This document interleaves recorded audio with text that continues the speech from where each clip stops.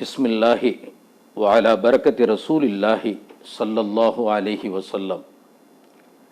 லா இலாஹ இல்லல்லாஹுல் மலிக்குல் ஹக்குல் முபீன் முஹம்மதுர் ரசூலுல்லாஹி ஸாதிகுல் வஅதில் அமீன். அல்ஹம்துலில்லாஹி ரப்பில் ஆலமீன் வல் ஆகிபத்து லில் முத்தகீன் வஸ்ஸலாத்து வஸ்ஸலாமு அலா ரசூலிஹி ஸய்யிதினா முஹம்மதின் வ ஆலிஹி வ அஸ்ஹாபிஹி வ அஹ்லு பைத்திஹி வ அவுலியாஇ உம்மத்திஹி அஜ்மஈன். லா நபிய்ய பஅதஹு வ லா ரசூல பஅதஹு ஹுவ ரஹ்மத்துல் லில் ஆலமீன். லா வசீலத்த இல்லா அன்த யா ரசூலல்லாஹ் ஸல்லல்லாஹு அலைஹி வஸல்லம். யா ஷேக் முஹியுத்தீன் அப்துல் காதிர் அல் ஜைலானி ஷைஅன் லில்லாஹ். பிரியமானவர்களே, சங்கை மிகுந்த உலமா பெருமக்களே, முஅத்தீன்களே, ஆலிமா சகோதரிகளே மற்றும் கண்ணிய மிகுந்த உமராக்களே, உங்கள் அனைவர்களுக்கும் முதற்கண் என்னுடைய சலாத்தை சமர்ப்பித்தவனாக இந்த பாவியான எனக்கு துஆ செய்யும்படி உங்களை கேட்டுக்கொள்வனாக என் உரையை ஆரம்பிக்கின்றேன். அல்ஹம்துலில்லாஹ். அல்லாஹுவின் அளப்பெரிய கருணை கிருபைகளை கொண்டும் என் உயிரிலும் மேலான தாஹா ரசூலுல்லாஹ் ஸல்லல்லாஹு அலைஹி வஸல்லம் அன்னவர்களின் வசீலாவை துஆ பரக்கத்தை கொண்டோம். நேற்றைய தினம் 9/8/24 வெள்ளிக்கிழமை ஹிஜ்ரி 1446 சஃபர் மாதம் பிறை 3 தமிழ் மாநில ஜமியத்துல் உலமா சபை அஹ்லுஸ் சுன்னத் வல் ஜமாஅத் என்ற இந்த ஐக்கியத்தை உருவாக்கி இருக்கின்றேன்.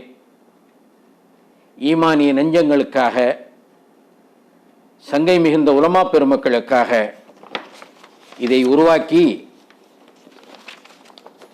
அதன் நிறுவனராக என் ஹயாத்துள்ளவரை ஹாதிமாக நான் பொறுப்புள்ளவனாக இருந்து கண்காணிக்க மட்டும் செய்யக்கூடியவனாக இருக்கின்றேன் என்பதை இந்த நல்ல நேரத்தில் தெரிவித்துக் கொள்கின்றேன்.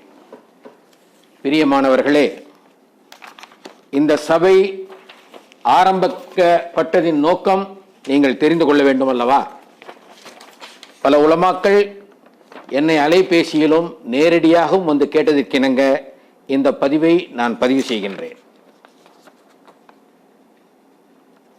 நீங்கள் உலமாக்கள் எல்லாம் இந்த சபையில் இணைந்து உறுப்பினர்களாகி பயணிக்கும் பொழுது உங்களுக்குள்ளே நீங்கள் ஒரு துணைத் தலைவரை, பொதுச் செயலாளரை, இணைச் செயலாளர்களை, பொருளாளரை, இப்படியாக உங்களுக்கு வேண்டிய நிர்வாகிகளை நீங்கள் தேர்ந்தெடுத்து கொண்டு இதில் பயணிக்கலாம், செயல்படலாம் என இதன் மூலம் உங்களுக்கு நான் உறுதியளிக்கின்றேன். சகோதர பெருமக்களே, எத்தனையோ சபைகளெல்லாம் இருக்கின்றது. அஹ்லுஸ் சுன்னத் வல் ஜமாஅத் என்ற பெயரை பயன்படுத்தி வாழ்கின்றார்கள், வருகின்றார்கள்.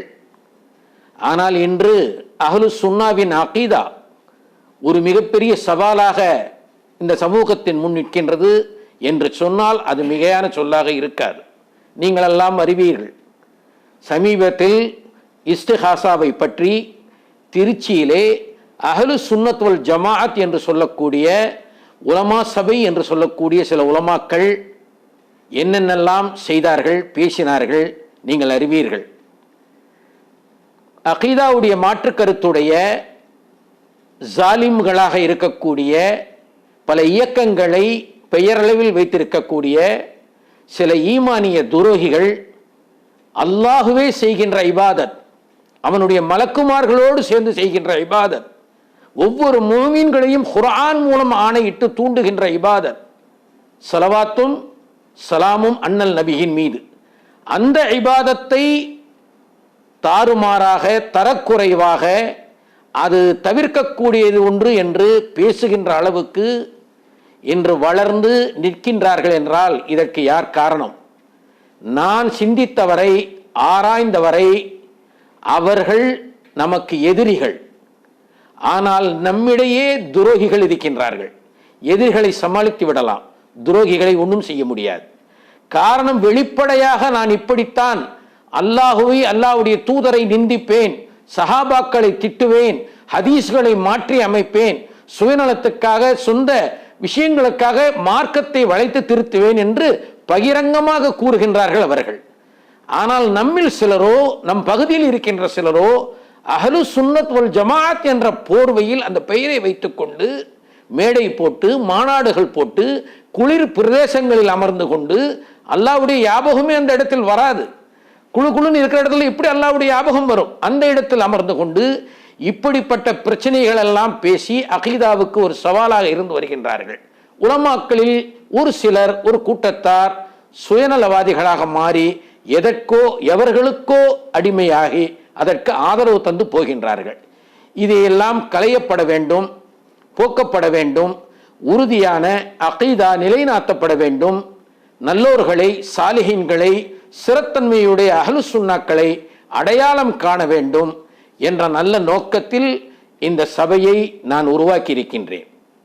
சகோதர பெருமக்களே, உலமா பெருமக்களே, கடந்த காலங்களில் கிட்டத்தட்ட நான் 2004 முதல் பேசுகின்ற இந்த நிமிடம் வரை ஏனைய சபைகளோடும் ஏனைய உலமாக்களோடும் நான் தொடர்புடையவன் தான்.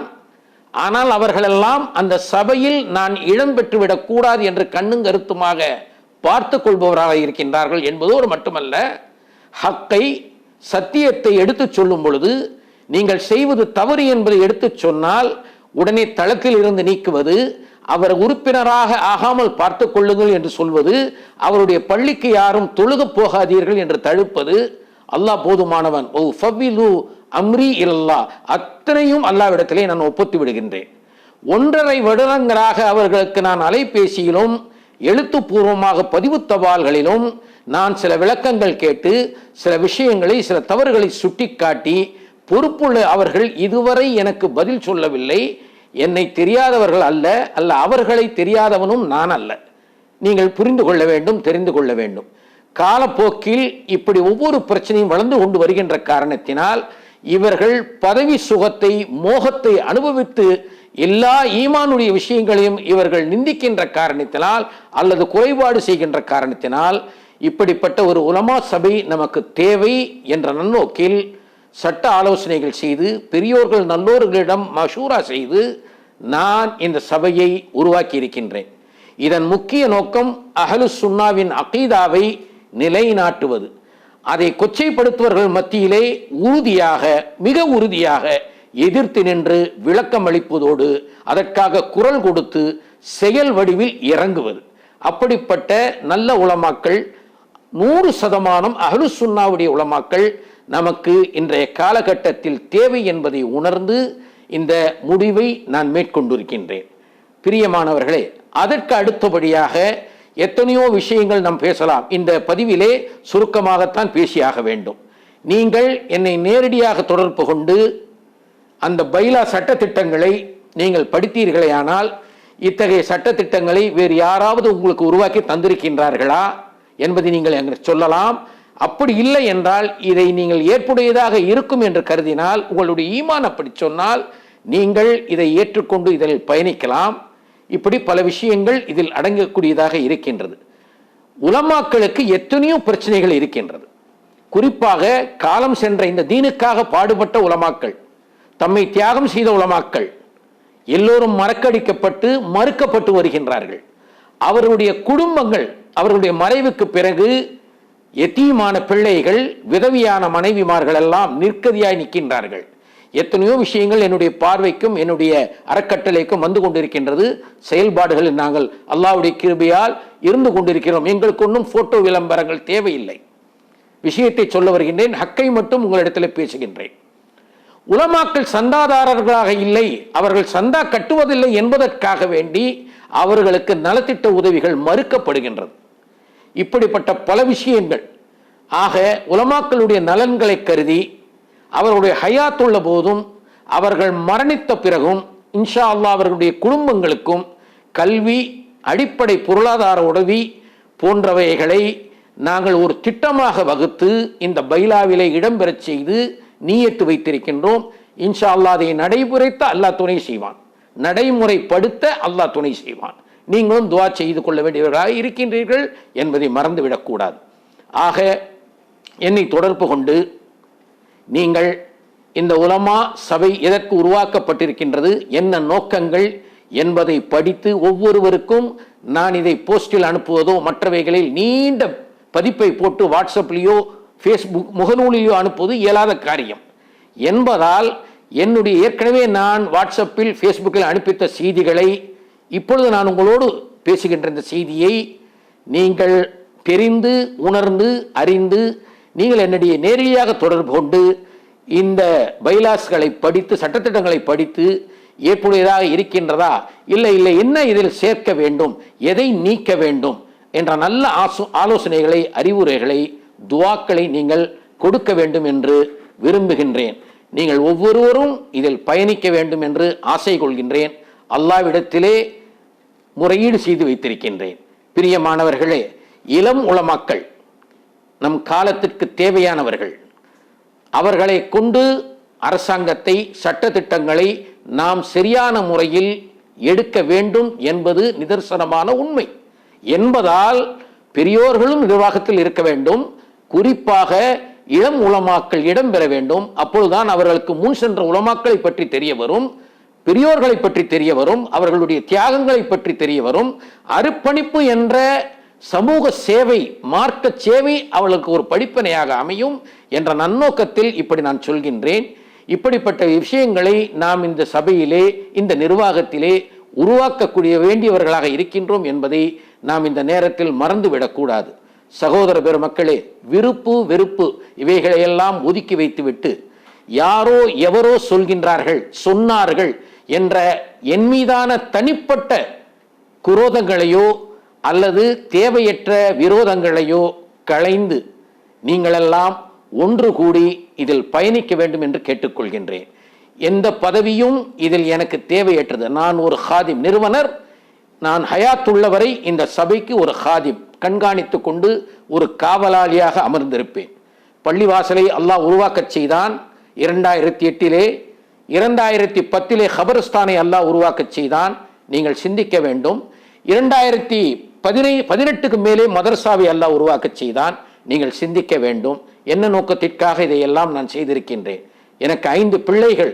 அல்லாஹ் எனக்கு கொடுத்த நிஅமத்துகளை, பொருளாதாரத்தை இந்த பிள்ளைகளுக்கு கொடுத்து நான் அமர்ந்து விடலாம் அல்லவா? நான் அதை செய்யவில்லை. அல்லாஹ் எனக்கு கொடுத்தது உங்கள் அனைவர்களுக்கும் திருப்பி கொடுக்க வேண்டியது, அல்லாஹ்வுடைய அடியார்களுக்கு திருப்பி கொடுக்க வேண்டிய பொருட்கள் அவைகள் என்பதை நான் பக்குவப்படுத்தப்பட்டிருக்கின்றேன், வழிநடத்தப்பட்டிருக்கின்றேன். என்னுடைய பெற்றோர்கள், என்னுடைய உஸ்தாதுமார்கள் ரஹ்மத்துல்லாஹி அலைஹிம் அஜ்மஈன் இவர்களெல்லாம் என்னை அப்படித்தான் கொண்டு வந்திருக்கின்றார்கள். இப்பொழுது இந்த சபையை உருவாக்கி இருக்கின்றேன்.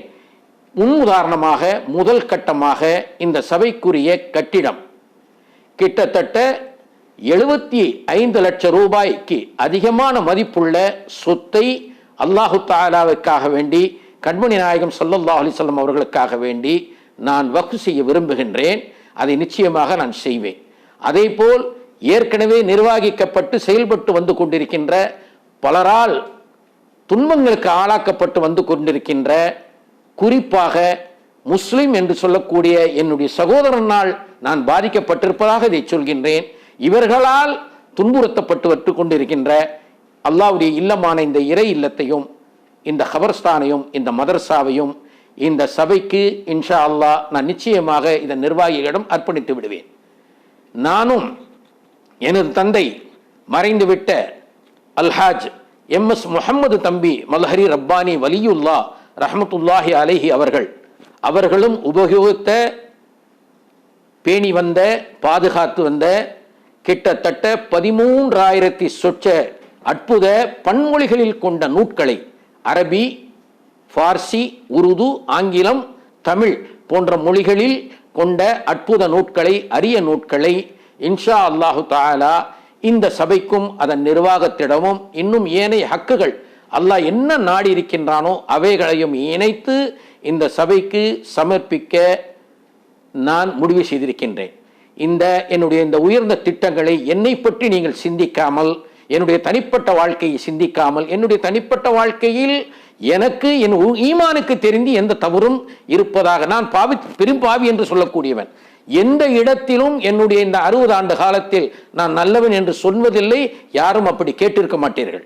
அல்லாஹ் என்னை மன்னிக்க கூடியவன், மன்னிப்பான் என்ற நம்பிக்கை ஈமான் எனக்கு இருக்கின்றது. எதுக்கு சொல்ல வருகின்றேன் என்றால், 1992 சனதை பெற்றவன், இன்று வரை மார்க்க பணியை செய்கின்றேன். யாரிடத்திலும் எந்த காசு பணம் நான் வாங்கியதில்லை. என் கையில் தண்ணீரையும் டீக்களையும் வாகனத்தில் எடுத்து போய் கொண்டுதான் மார்க்கப்பணி செய்கின்றேன். இந்த பள்ளிவாசல், கபர்ஸ்தான், மதர்சா போன்றவைகள் எல்லாம் உருவானதும் அந்த வரலாறு. இந்த சபையை உருவாக்க கிட்டத்தட்ட 15 நாட்களாக 86,000 ரூபாய் செலவு செய்திருக்கின்றேன். என் குடும்பத்திற்கு கூட இது தெரியாது. இனிமேல் தான் அதை அவர்கள் கேட்கப் போகின்றார்கள். இந்த சபைக்கு உதவி செய்த, எல்லா விதத்திலும் எனக்கு உதவியாக இருந்து, என்னை நேசித்து, எத்தனையோ பேர் என்னிடத்திலே எத்தனையோ விஷயங்கள் அனுபவித்தவர்கள் எல்லாம் இன்று என் பக்கத்தில் இல்லை. ஆனால் எதுவுமே அனுமதிக்காமல் இன்று என்னை நேசித்து எனக்கு பல பொறுப்புகளை இந்த சமுதாயத்தில் வாங்கி கொடுத்து என்னோடு பயணிக்கின்ற தமிழகத்தை சார்ந்த தமிழ்நாடு பத்திரிகை மற்றும் ஊடக பணியாளர்கள் சங்கம் பதிவு பெற்றது. இதனுடைய திண்டுக்கல் மாவட்ட தலைவராக இருக்கக்கூடிய கண்ணியத்திற்குரிய என் மரியாதைக்குரிய என்னுடைய அண்ணன் ஜனாப் ஹைருல்லா அவர்கள் ஒரு நல்ல உமராவாக என்னோடு இருந்து என்னோடையே பயணித்து இதனுடைய எல்லா விஷயத்திலும் சில இடத்தில் போராட்ட வார்த்தைகளையும் கூறி அவர்கள் எனக்கு உதவி செய்திருக்கிறார்கள். அவருக்காக நீங்கள் அனைவரும் துஆ செய்ய வேண்டும். நாம் நன்றியாக இருக்க வேண்டும். இதெல்லாம் அச்சடிக்கின்ற டிடிபி போன்ற வேலைகளை கிட்டத்தட்ட 30 பக்கங்கள் செய்து உதவிய அவருடைய துணைவியார் சேவை மையம் நடத்தி வருகின்றார்கள். ஜனாபா என் சகோதரி, என் அன்னியார், அவர்களுக்கும் நான் நன்றிக்குரியவன். அவர்களுக்கு அருகாமையிலிருந்து உதவியாக இருந்த 8 வயது முதல் இந்த பள்ளிவாசலே பாங்கு சொல்லி வருகின்ற என்னுடைய மகனார் சையத் ஹசன் சஞ்சரி, அந்த தம்பிக்கும் நான் நன்றிக்குரியவனாக இருக்கின்றேன். இந்த மூவருக்கும் நீங்கள் எல்லாம் துஆ செய்ய வேண்டும். இந்த விஷயத்தில் நீங்கள் உங்களுடைய கவனத்தை கொஞ்சம் செலுத்தி ஈமானிய சிந்தனையோடு சிந்தித்து இதில் நீங்கள் ஒவ்வொருவரும் நிச்சயம் பயணிக்க வேண்டும். ஏற்கனவே உள்ள எந்த உலமாக்களுக்கும், பெரியோர்களுக்கும், நல்லோர்களுக்கும், ஆலிமாக்களுக்கும், அவர்களுடைய அமைப்பிற்கும் நான் எதிரானவனோ மாற்று கருத்துடனோ இல்லை. எங்களுடைய கொள்கை அஹ்லு சுன்னாவை 100% பின்பற்றக்கூடிய, செயல் வடிவில் காட்டக்கூடிய எந்த சங்கை மிகுந்த உலமாக்களையும் அவருடைய இயக்கங்களையும் சபைகளையும் நான் ஆதரிக்கக்கூடியவன். என்னுடைய இந்த சபையும் நிச்சயமாக அந்த கொள்கையும் இதில் இடம்பெற்றிருக்கின்றது, ஆதரிக்கக்கூடியவர்கள். எனவே யாரும் வேறு எதுவும் நினைத்து கொள்ள வேண்டாம், வீண் அச்சம் வேண்டாம். உங்களுடைய பதவிகளில், உங்களுடைய உரிமைகளில், உங்களுடைய ஜீவாதார உரிமைகளில் நான் ஏதும் தலையிட்டு விடுவேன், தங்கடம் செய்து விடுவேன் என்பதெல்லாம் உங்களுக்கு தேவையில்லை. காரணம், அதற்கெல்லாம் தகுதியற்றவன். நான் ஒரு ஹாதிம், நான் ஒரு காவலாளி. இந்த பள்ளிக்கும், கபரஸ்தானுக்கும், மதரசாவுக்கும், இந்த ட்ரஸ்டுக்கும், இந்த உலமா சபைக்கும் நான் ஒரு ஹாதிம், அவ்வளவுதான். என் மரணம் வரை இன்ஷா அல்லாஹு தஆலா என்னிடத்தில் கேட்ட செய்திகளை அல்லாஹ் உங்களுடைய உள்ளத்தில் பதிய செய்வானாக. உங்களிடத்திலே நான் பேசிய செய்திகளை நிறைவேற்றக்கூடிய பாக்கியத்தை எனக்கு அல்லாஹ் நசீபாக்கி வைப்பானாக. நம் எல்லோருடைய பாவங்களையும் அல்லாஹ் பரிபூர்ணமாக சஹராத்திற்கு முன்பாக மன்னிப்பானாக. கனவிலும் நினைவிலும் கண்மணி நாயகம் ஸல்லல்லாஹு அலைஹி வஸல்லம் அவர்களை சந்திக்கவும், நேசிக்கவும், ஸலவாத்தையும் ஸலாமையும் சொல்லக்கூடியவர்களாக அல்லாஹ் நம் அனைவர்களும் ஆக்கி வைப்பானாக.